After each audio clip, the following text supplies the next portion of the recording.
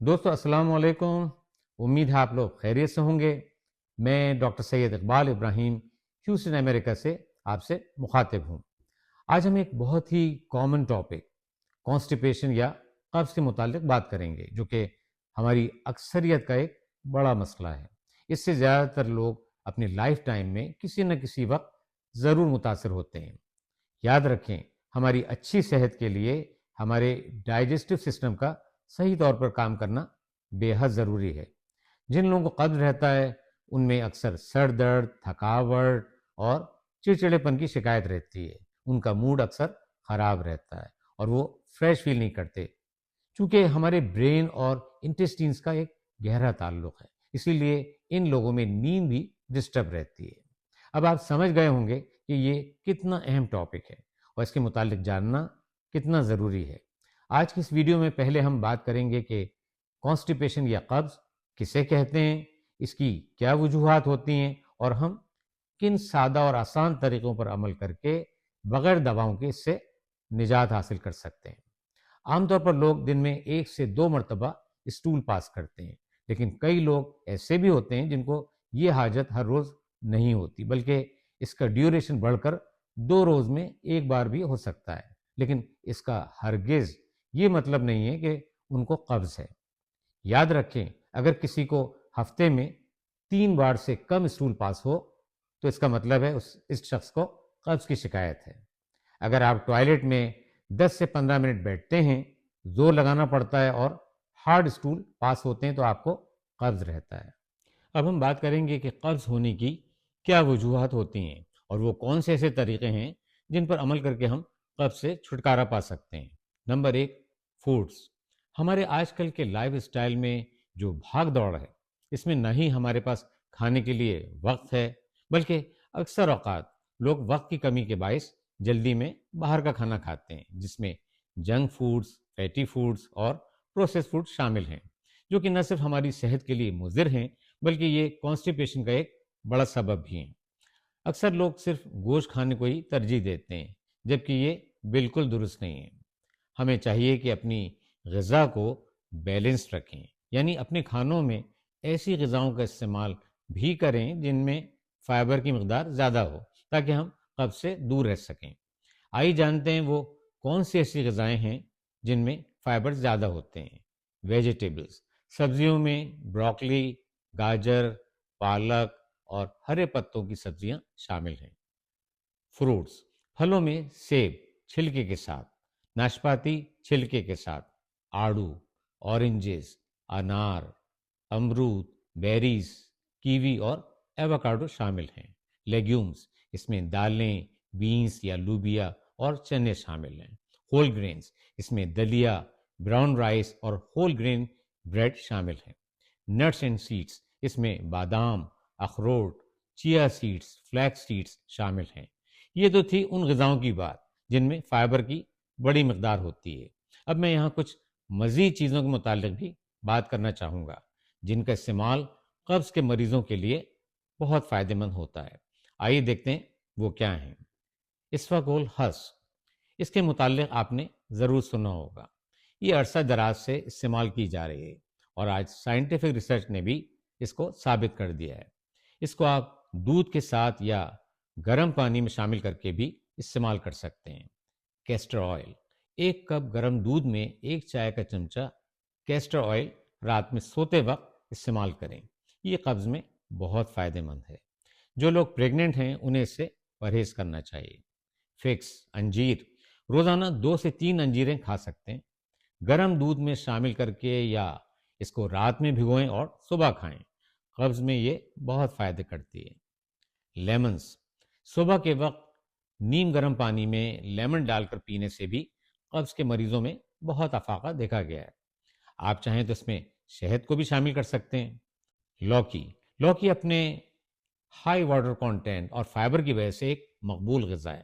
اس کو اپنے کھانوں میں شامل کر سکتے ہیں. اس کا جوس اور سوپ بھی بنا کر پی سکتے ہیں. Number 2، water intake. پانی کی کمی سے آنتوں میں موجود غذا خشک ہو جاتی ہے اور پھر یہ ہارڈ اسٹول کی فارم اختیار کر لیتی ہے. اس طرح قبض ہو جاتا ہے اور اسٹول پاس کرنے کے لیے بہت زور لگانا پڑتا ہے. اسی لیے آپ کو چاہیے کہ دن میں 6 سے 8 گلاس پانی ضرور پئیں۔ اب آپ یہ کہیں گے کہ ہمیں تو پیاس نہیں لگتی، تو اس کا جواب یہ ہے کہ پیاس لگے یا نہ لگے، آپ کو ہر صورت میں 6 سے 8 گلاس پانی روزانہ پینا ہے، تاکہ آنتوں میں موجود غذا نرم رہے اور قبض نہ ہو۔ Number 3، physical activity. ریسرچ نے یہ بات ثابت کر دی ہے کہ ایکٹیویٹیز اور ایکسرسائز ڈائجیشن کے پروسیس کو تیز کر دیتے ہیں، اور ان لوگوں میں قبض کی شکایات کم دیکھنے کو ملتی ہیں۔ آج کل ہمارے نوجوانوں میں قبض کی شکایات زیادہ دکھائی دیتی ہیں۔ گھنٹوں کمپیوٹر پر بیٹھ کر کام کرنا، زیادہ تر انڈور ایکٹیویٹیز اور ایکسرسائز کا نہ کرنا اس کی بڑی وجوہات ہیں۔ نوجوانوں کے ساتھ ساتھ بڑی عمر کے لوگوں کو بھی چاہیے کہ اپنی ایکٹیویٹیز میں اضافہ کریں، گھر سے باہر واک کریں، اور اگر یہ بھی ممکن نہ ہو تو کم از کم گھر میں ہی ہلکی پھلکی ایکسرسائز ضرور کر لیں۔ یہ نہ صرف آپ کے قبض میں بہتری لائے گی، بلکہ یہ آپ کی اچھی صحت کے لیے بھی بہت ضروری ہے۔ Number 4، urge for defecation. یاد رکھیں، جب بھی ریکٹم، جو کہ ہماری لارج انٹسٹین کا آخری پارٹ ہوتا ہے، فل ہو جائے تو ہمارے برین کو ایک سگنل جاتا ہے کہ اب اسٹول کو پاس کرنے کا ٹائم آ گیا ہے، جسے ارج یا ڈیزائر فار ڈیفیکیشن بھی کہتے ہیں۔ اگر آپ اس وقت اس کو پوسٹ پون یا اگنور کریں گے تو پھر یہ سائیکل ڈسٹرب ہو جاتا ہے۔ لوگ اکثر اس کو اگنور کرتے ہیں، کئی موقع پر تو اس کا سینس بنتا ہے، مثلا آپ آفس کی کسی اہم میٹنگ میں ہیں یا اسٹوڈنٹس اپنی کلاس میں ہیں، لیکن یاد رکھیں جہاں تک ممکن ہو اس کو اگنور نہ کریں، کیونکہ یہ بھی قبض کی ایک بڑی وجوہات میں شامل ہے۔ ایک اور اہم بات یہ ہے کہ اسٹول پاس کرنے کا ایک اسکیجول بنائیں، جو کہ دن میں کسی ایک ہی ٹائم پر ہو۔ شروع میں ضرور مشکل ہوگی، لیکن کچھ دنوں کے بعد اس کی سیٹنگ ہو جائے گی۔ اب ایک اور بڑی اہم بات وہ ہے ٹوائلٹ میں اسٹول پاس کرتے وقت آپ کو کس طرح بیٹھنا چاہیے۔ جو لوگ کموڈ کے بغیر اسکواٹنگ پوزیشن پر بیٹھتے ہیں وہ تو ایک آئیڈیل پوزیشن ہے، لیکن اب چونکہ کموڈ کا رواج زیادہ عام ہو چکا ہے، اس لیے ہم بات کریں گے کہ کموڈ پر بیٹھنے کے 2 طریقے کون سے ہیں۔ ایک طریقہ تو یہ ہے کہ آپ جب بھی کموڈ پر بیٹھیں تو آگے جھک کر بیٹھیں تاکہ آپ کے پیٹ پر پریشر آئے۔ دوسرے طریقے کے مطابق آپ اپنے دونوں پیروں کے نیچے کوئی بھی ایسی چیز رکھیں جو آپ کی نیز یا گھٹنوں کو ایلیویٹ کر دیں۔ اس طرح آپ کے پیٹ پر ایک پریشر آ جائے گا۔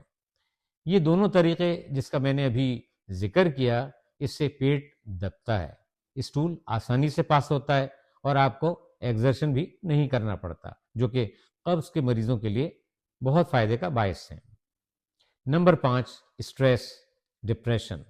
زیادہ تر لوگ جن کو قبض ہوتا ہے وہ اسٹریس یا ڈپریشن کا شکار ہو جاتے ہیں۔ آئیے جانتے ہیں کیسے۔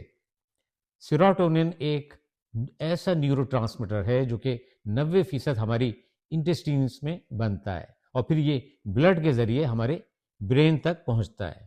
ہمارے موڈ کو اچھا کرنے، ہمیں فریش کرنے اور ہماری اچھی نیند کے لیے سیروٹونین کے نارمل لیول کی بہت اہمیت ہے۔ اب ہوتا یہ ہے کہ قبض ہونے کی صورت میں سیروٹونین کے لیولز میں کمی آ جاتی ہے، اسٹریس کا لیول بڑھ جاتا ہے، اور اس طرح ہمارا موڈ خراب رہنے لگتا ہے، طبیعت میں چڑچڑاپن آ جاتا ہے، اور ہم فریش فیل نہیں کرتے۔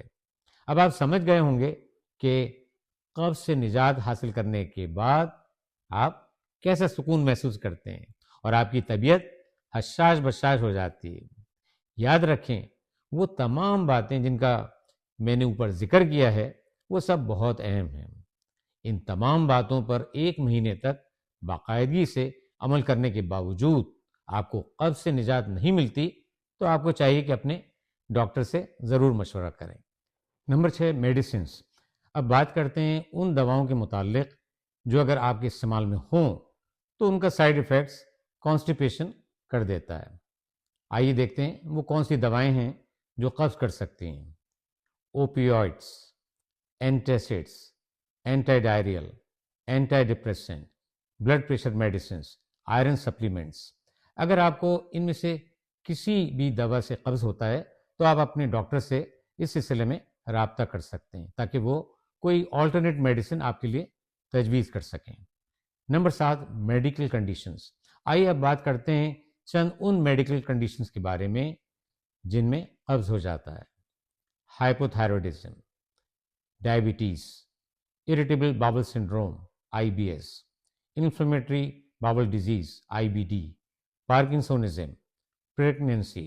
اگر آپ کو یہ میڈیکل کنڈیشنز ہیں اور آپ کو قبض رہتا ہے تو آپ کو اپنے ڈاکٹر سے اس بارے میں ضرور مشورہ کرنا چاہیے۔ When to see a doctor. اب میں آپ کو کچھ ایسی اہم باتیں بتانے جا رہا ہوں کہ اگر قبض کے ساتھ یہ علامات موجود ہوں تو آپ کو اپنے ڈاکٹر سے فوری طور پر رجوع کرنے کی ضرورت ہے۔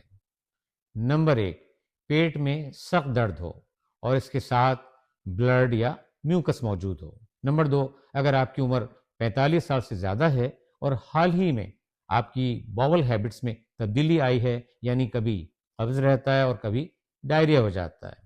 نمبر 3، اگر اسٹول پاس کرنے کے بعد بھی آپ کو ایسا لگتا ہے کہ آپ کی حاجت پوری نہیں ہوئی اور دوبارہ سے یہ ارج ہوتی ہے کہ ٹوائلٹ جانا چاہیے۔ نمبر 4، قبض کے ساتھ ساتھ آپ کے وزن میں بھی کمی آ رہی ہے۔ نمبر 5، اگر ایگزرشن کرنے کے بعد آپ یہ محسوس کرتے ہیں کہ کوئی گوشت نما چیز اینس کے راستے باہر آ رہی ہے تو بہت ممکن ہے کہ آپ کو ہیمورائڈس ہوں۔ دوستو، یہ ایک بہت بڑا ٹاپک ہے۔ میں نے کوشش کی ہے کہ بہت زیادہ میڈیکل ڈیٹیلز میں جائے بغیر اس کے اہم پوائنٹس پر فوکس کر سکوں۔ اس کی زبان کو بھی آسان الفاظ میں بیان کرنے کی کوشش کی ہے۔ اپنی اس کوشش میں کہاں تک کامیاب ہوا ہوں، اپنی رائے سے ضرور آگاہ کریں۔ اگر آپ سمجھتے ہیں کہ یہ ایک معلوماتی ویڈیو ہے تو اس کو اپنی فیملی اور دوستوں کے ساتھ ضرور شیئر کریں۔ اب اجازت دیں، اپنی صحت کا بہت خیال رکھیں۔ زندگی رہی تو انشاءاللہ اگلی ویڈیو میں پھر ملاقات ہوگی۔ خدا حافظ۔